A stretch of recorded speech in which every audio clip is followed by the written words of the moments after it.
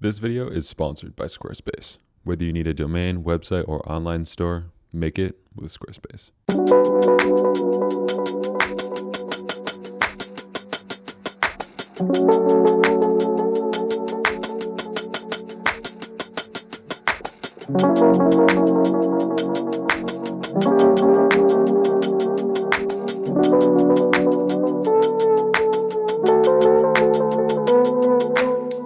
What's going on, everyone? Welcome back to a new YouTube video. Today we're going to be talking about camera settings, specifically for photography purposes only. I think a lot of photographers out there, when they first start, it's pretty daunting to fine-tune your camera perfectly to your liking because you might not even know exactly what settings do specifically and how they're going to change the way you take photos or the way that your photos turn out. So what I'm going to do today is explain to you guys what settings I use in my Canon EOS R. We're actually filming on the Fuji GFX 100 right now, so hopefully this looks pretty nice. But nonetheless, we're gonna be explaining all these settings on my Canon EOS R that I use to take photos. I still do take a lot of photos on this camera, so everything is pretty dialed in terms of these settings and the picture quality, all that fun stuff. I'm just gonna walk you guys through everything that I do and everything that I've already done to the settings on this camera to take amazing photos, so you guys can do the same as well. I want to preface this by saying, yes, this is a Canon. You guys might have a Sony or a Nikon or a Fuji or whatever that may be. Take all this with a grain of salt and just apply it to whatever camera that you have. Most of these settings will apply to any major camera brand out there. They're not just Canon settings specifically. So if you guys have any questions down below, definitely reach out. I know settings can be complicated, but I'm happy to help you guys and answer any questions you might have. But let's not waste any more time. Roll that intro. Let's get into camera settings.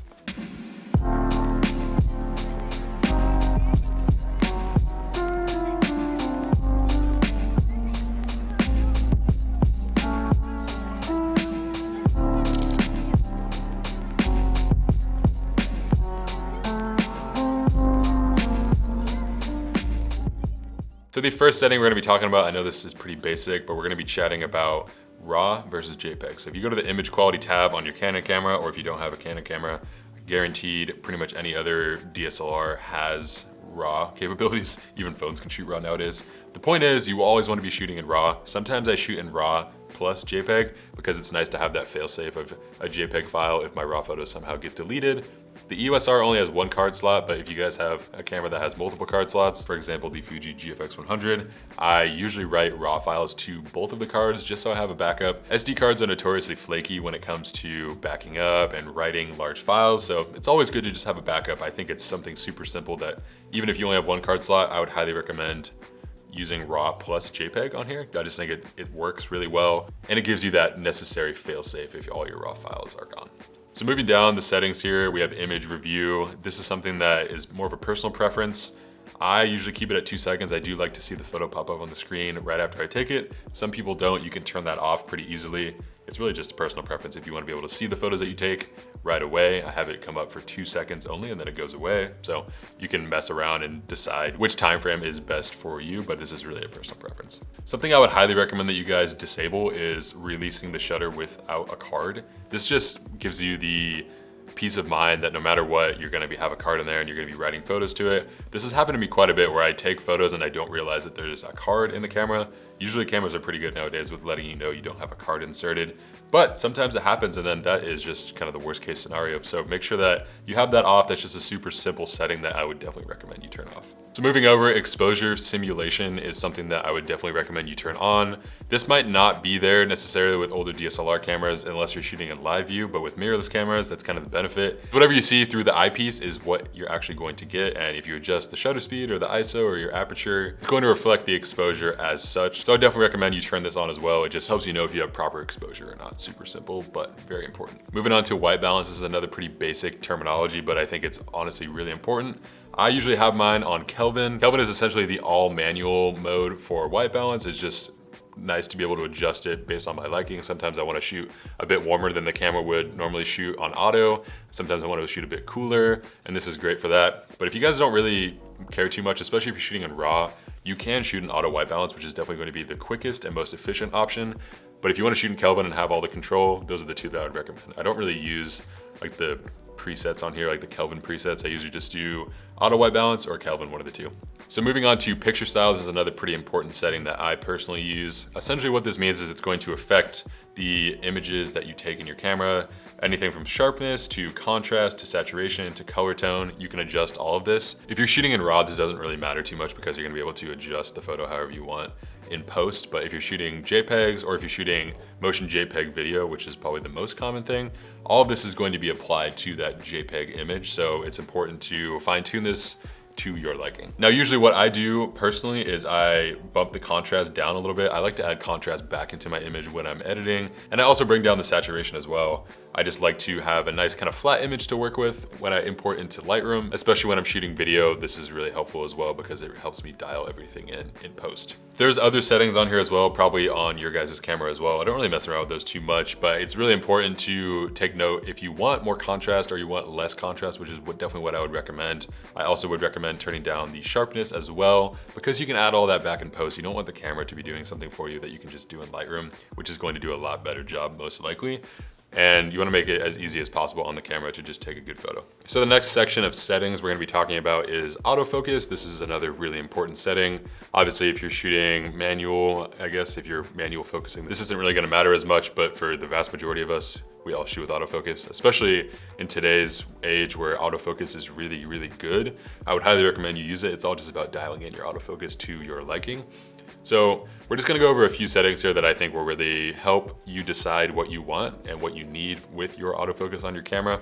The first setting we're gonna talk about is single shot versus servo. And now, if you guys are wondering what these two modes are, I actually made a video about this. It's called Here's Why Your Photos Aren't Sharp. Definitely go check that out. I'll link it down below. But essentially what this means is servo is a continuous focus and one shot is a one-shot focus, as it sounds. You're gonna focus on your subject and it's gonna stay there, and servo is constant focus. So as soon as you press the shutter, it's going to continually focus, which is really nice for action stuff or any sort of movement. Servo makes a lot of sense, but usually for me, I stick to one shot, probably 70 to 80% of the time, I would say.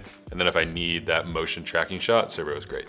Now, your autofocus method, on the EOS R here, we have tons of different options. There's face tracking, there's single point autofocus, there's zone focusing as well. Tons of different options. This is definitely a personal preference kind of thing. When we're shooting video with the EOS R, we always do facial tracking because it's really accurate and it just tracks your face no matter what. Once you lock it on to the subject's face or whoever you're taking video of, it's going to do an amazing job. Now with photos though, I would definitely recommend you use single point or zone. To me, this works the best, and I really like having the control of where the autofocus point is on my camera. This just makes a lot of sense for me, but I would encourage you guys to try out other autofocus modes you have on your camera as well. Figure out which one works best for you. So moving on to the next setting is file naming. So what we're gonna do here is hop into file name. This is definitely available on every camera out there, but I've chosen to name my files SAM-E. So every single file, even the raw files, will say SAM-E and then some sort of number afterwards. This is really helpful for organizational purposes. If you're dumping a lot of photos into a folder and there's other photos from other people, you can tell which ones are yours right off the bat. Super simple, but it does help. And how you do this is you literally just click file name and we can change user setting, and right here we can just mess around and change it to whatever we want. The EOS R is nice, it has this little keyboard right here, nice and easy. So moving on as well, display brightness and power saving mode are definitely recommended, especially if you have a long shoot day and you have a limited number of batteries. This is going to help you a lot. For me, I usually keep my brightness on a pretty low setting just because I want to make sure that I conserve battery, especially when I'm out in the field. You know, if we're just here in the office, obviously that doesn't really matter as much because we have pretty much an unlimited amount of batteries.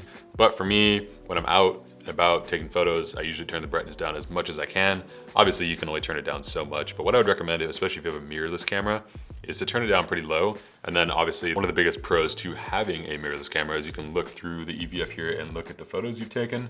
And it does a really nice job, especially when it's really sunny outside. You're gonna be able to see your image even with really low brightness, and you're gonna be able to save battery as well. So most likely if you've bought your camera in the last couple of years, it has Wi-Fi built in, which is super helpful, especially again, when you're traveling and you wanna be able to offload photos to your mobile device, especially now because we can have the full Adobe Creative Suite on our mobile devices. This makes editing even raw photos on our phones a breeze. Now, this is gonna be different for every camera, but I would highly recommend that you guys set up the wireless communication settings on your camera, as well as GPS. If you want to know where you took a photo, you can have GPS data logged into every single photo that you take. You can remove this very easily when you export in Lightroom, but I would definitely recommend you get Wi-Fi set up because it's super helpful. Canon has a pretty good app that you can download on the App Store, and it connects to the camera pretty well, just over like a Wi-Fi network that the camera hotspots. Works pretty well, and you can easily transfer photos and video right from your camera. One thing you'll definitely want to note is that GPS and Wi-Fi definitely do destroy the battery life, probably more than anything, I would say. So it's super important to turn that off when you don't need it, but obviously it's there when you do. So another thing I want to talk about is metering as well. What this means is how your camera reads the light and gives you a proper exposure readout when you're taking photos. To me, there's two main metering modes that you're going to want to be using with your camera. Spot metering as well as evaluative metering are the two main ones in my opinion. Spot metering is really accurate for portraits and anything where you really need to get just a single part of the image in perfect exposure. Spot metering essentially, as it suggests, it takes a spot and it is going to give you a proper exposure of only that spot. It's not going to take the entire scene and give you like an average exposure of the entire scene, which is evaluative metering. And that's what I typically use. I found that in 2020, literally every single camera does an amazing job of reading exposure and you never really have a problem. So I would say metering was a lot more important when people use DSLRs predominantly, which you'd have to take the picture first and then you would see if you had proper exposure. You'd have that little slider inside your viewfinder that you could see. And metering in a certain way, whether that's evaluative or spot metering, for that purpose was really helpful. But now that we have mirrorless cameras, they all meter perfectly and you can see exactly what the photo is going to be before you even take it. So as long as your camera's reading the exposure properly, you're gonna be just fine. Okay, so hopefully you guys enjoyed this episode. I know this is a lot of information, but if you guys have any questions down below, feel free to hit me up. I'm happy to answer them. Again, I did use the Canon EOS R, but if you guys have any other cameras, I'm sure you can just as easily apply a lot of these settings as well to your camera of choice. But thank you so much for watching as always. Hopefully you guys enjoyed this one. Again, let me know if you have any questions down below and we will see you guys in the next one. Peace. Thanks again to our sponsor, which is Squarespace, for sponsoring today's video. If you guys are looking to create a custom website from scratch without all of the coding and hassles that come with it, Squarespace is by far the best choice out there to make a beautiful website. They have easy to use templates which make creating a beautiful theme that much easier, 24/7 customer support for all of your questions, and tons of design and layout options to really make your website stand out. With it now being 2020, I think it is the perfect time, if you haven't already, to make your own photography website to be able to display your work in a professional way. If you guys want to check out the link in the description, you can receive 10% off your first website or domain purchase. Thank you so much for watching, guys, as always, and we will see you in the next one.